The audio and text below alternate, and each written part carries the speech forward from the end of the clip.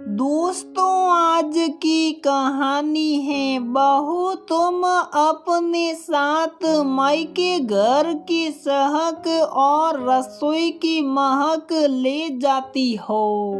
दोस्तों, कहानी शुरू करने से पहले अगर आपने हमारे चैनल को सब्सक्राइब नहीं किया है तो सब्सक्राइब कर लीजिए ताकि आपके पास पहुंचे हर नया वीडियो।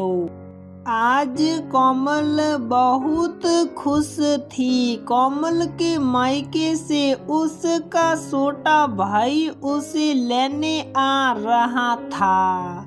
फटाफट घर के काम निपटा कर वो अपनी पैकिंग करने लगी। कोमल की शादी को 2 साल हो गए थे। अपने नाम के अनुसार ही वो बहुत ही सुशील और कोमल स्वभाव की थी। ससुराल में आते ही अपनी सेवा भाव और विनम्रता से उसने सबका दिल जीत लिया था। जब कोमल मायके जाने के लिए अपना सामान बांध रही थी तो उसकी सास आस्था जी बहुत अनमनी सी बार बार उसके कमरे के आस पास घूम रही थी। कोमल का ध्यान उनकी ओर गया तो वो बोल पड़ी, माँ जी आपको कोई काम है क्या? आपकी तबीयत तो ठीक है ना? आस्था जी मुंह फुलाकर कमरे में आ गई और बेड पर बैठ गई। उन्हें इस तरह देखकर कोमल ने घबराते हुए कहा, क्या हुआ माँ जी? मुझसे कोई गलती हो गई क्या?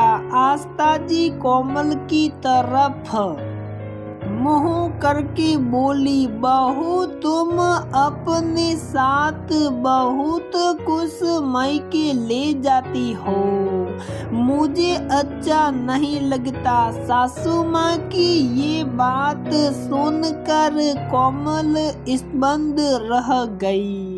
उसे उम्मीद नहीं थी कि आस्था जी ऐसा कहेगी। कोमल के मन मस्तिष्क में बहुत से विचार आंधी तूफान की तरह उठने लगे। क्या इन 2 सालों में मेरी सास ने मुझे इतना ही समझा है? मेरी निस्वार्थ सेवा का आज मुझे ये परिणाम मिल रहा है कि मेरी सास का विश्वास मुझ पर से उठ गया है। मानती हूँ मेरा मायका मेरे ससुराल की तरह अमीर नहीं है, लेकिन मैं इतनी भी गिरी हुई नहीं हूँ कि यहाँ से बहुत कुछ ले जाकर अपने मायके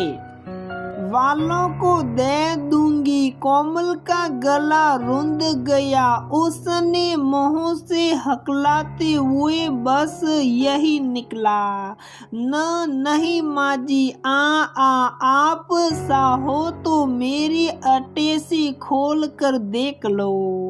आस्था जी ने आंखें सिकोड़ कर डांटते हुए कहा, सल हट पगली, मैंने कब कहा कि तुम यहाँ से कोई सामान अपने मायके ले जाती हो? कोमल हैरान से उनका मुंह देखने लगी, जैसे पूछ रही हो। तो फिर आस्था जी उसके हाथों को अपने हाथों में लेकर बोली, बहू तुम अपने साथ इस घर की सहक और रसोई की महक तक ले जाती हो, मेरा आराम और परिवार का ध्यान भी ले जाती हो। जब तुम नहीं रहती तो सुबह और शाम की चाय भी नहीं भाती। तुम्हारे बिना ये घर बहुत सूना लगता है बहू। कोमल की पलकों पर ठहरे आंसू निर्जर बहने लगे। आस्था जी फिर बोल उठी, बहू मैं तो बस इतना कह रही थी कि जल्दी वापस आ जाना। कोमल अपनी सासू माँ के गले से लिपट गई। हाँ माँ, मैं जल्दी आ जाऊंगी, लेकिन आप अपना ख्याल रखना।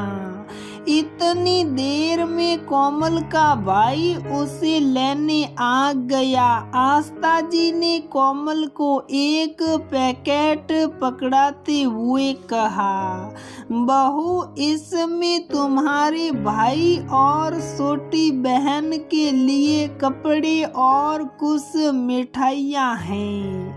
बेटियाँ खाली हाथ मायके नहीं जाती। जाते समय दोनों सास बहू की आंखें सजल हो रही थी। कोमल का भाई बोल बैठा, दीदी आपकी सासू माँ तो बिल्कुल अपनी माँ की तरह ही रो रही हैं।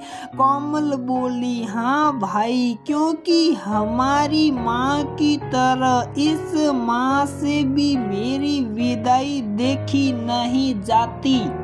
कोमल अपने भाई के साथ मायके के लिए निकल तो पड़ी, लेकिन उसके कदमों में आज गजब की फुर्ती थी, जैसे वो उड़कर जल्दी से वापस भी आ जाना चाहती हो।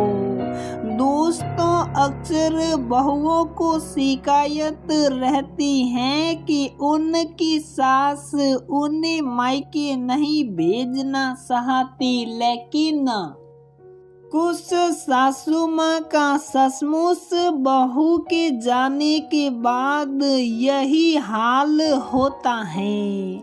बस वो ये बातें अपनी बहू से कह नहीं पाती। वैसे तो हर माता पिता यही चाहते हैं कि उनकी बेटी को ससुराल में मायके की याद ना आए। यदि सास और ससुराल ऐसा हो तो बेटियां खुद ही अपने मायके में ज्यादा दिन रुक नहीं पाती।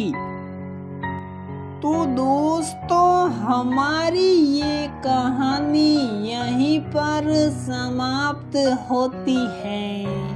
अगर आपको हमारी ये कहानी पसंद आती है तो प्लीज वीडियो को लाइक करें, शेयर करें और हमारे चैनल को सब्सक्राइब जरूर करें।